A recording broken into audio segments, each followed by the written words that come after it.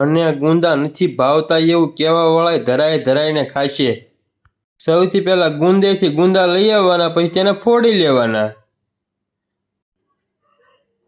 પછી તેમાં મીઠું નાખીને તેને મિક્સ કરી દેવાના। પછી એક તપેલીમાં છાશ ગરમ કરવા મૂકી દેવાની, પછી તેમાં ગુંદા નાખી દેવાના, ગુંદાને બાફવા મૂકી દેવાના। પછી એક બાઉલમાં ખાંડેલું સવાણું, ખાંડેલા શિંગદાણા,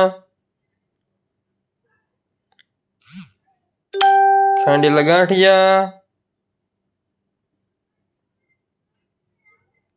ખાંડેલા તલ, કાશ્મીરી મરચું, તીખું મરચું, ધાણા જીરું, હળદર, મીઠું અને તેલ નાખી દેવાનું।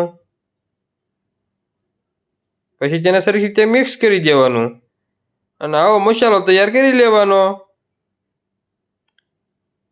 પછી ગુંદા બફાઈ જાય એટલે એક ઝારાની મદદથી તેને બહાર કાઢી લેવાના। પછી ગુંદાના બી કાઢી લેવાના બહાર।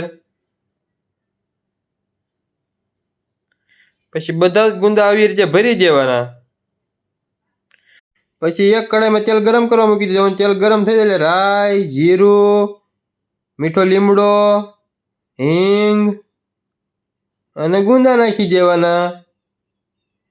પછી તેને સરખી રીતે તેલમાં શેડવી લેવાના। પછી તેમાં છાશ નાખી દેવાની, પછી તેમાં વધેલો મસાલો નાખી દેવાનો, પછી થોડીક વાર તેને સડવા દેવાનું। શાક સરખી રીતે સડી જાય એટલે આપણું શાક બનીને તૈયાર।